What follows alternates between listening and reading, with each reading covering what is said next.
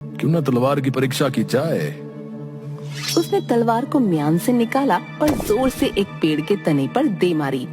पेड़ पर लगते ही तलवार मिट्टी बनकर जमीन पर बिखर गई। देखकर हंसमुख का मन खराब हो गया। वो बोला, अच्छा तो अच्छा वाला काटा है हंसमुख तेरा। वाह रे लाला, तू तो मेरा भी बाप निकला। उधर लाला जब घर पहुंचा, कहाँ हो भाग्यवान? आज बाजार में एक आदमी आया था, उसको बड़ा अच्छा उल्लू बनाया मैंने।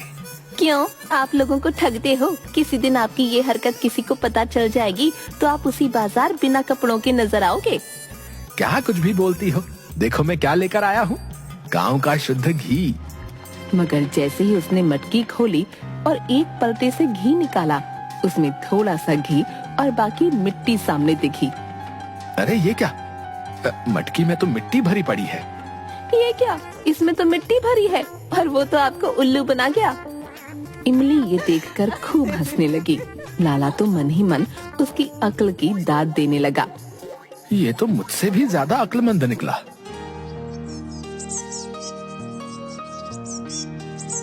कई दिन बीत गए। एक दिन हंसमुख ने सोचा, कई दिन हो गए, लाला के पास चलना चाहिए। लाला से समझदार और कोई नहीं हो सकता। उसने उल्लू बनाया था मुन्ने, सबक तो सिखाना बनता है। उसने अपनी लाठी चादर उठा ली और गांव जा पहुंचा।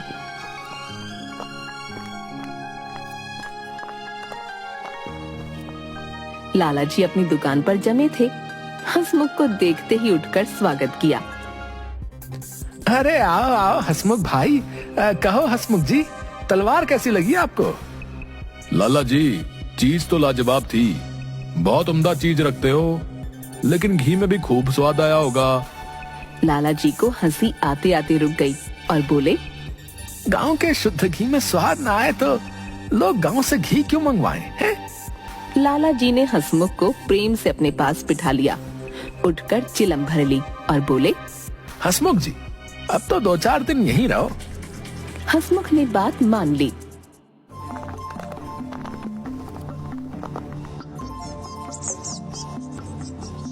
शाम को खूब चकाचक भोजन बना।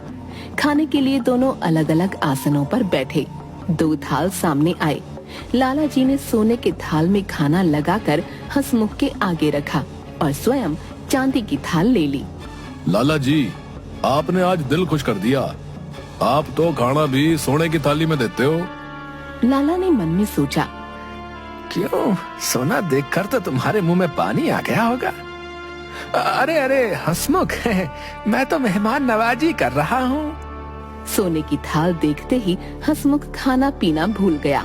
सोचने लगा, खाना तो अपनी जगह, किसी तरह ये सोने का थाल हाथ लग जाए। खाना खत्म हुआ तो आंगन में दोनों की खाटें बराबर बराबर लगा दी गईं। थोड़ी देर बाद लाला जी को नींद आ गई।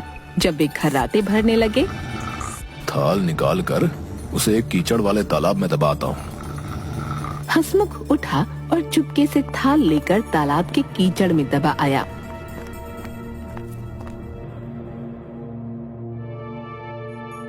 आधी रात को लाला जी की आंख खुल गई तो देखा, थाल गायब है। जालिम ने कमाल कर दिया, रातों रात काम बना लिया। हंसमुख के जूतों पर तालाब की कीचड़ लगी थी। उन्हें समझते देर न लगी। थाल तालाब के कीचड़ में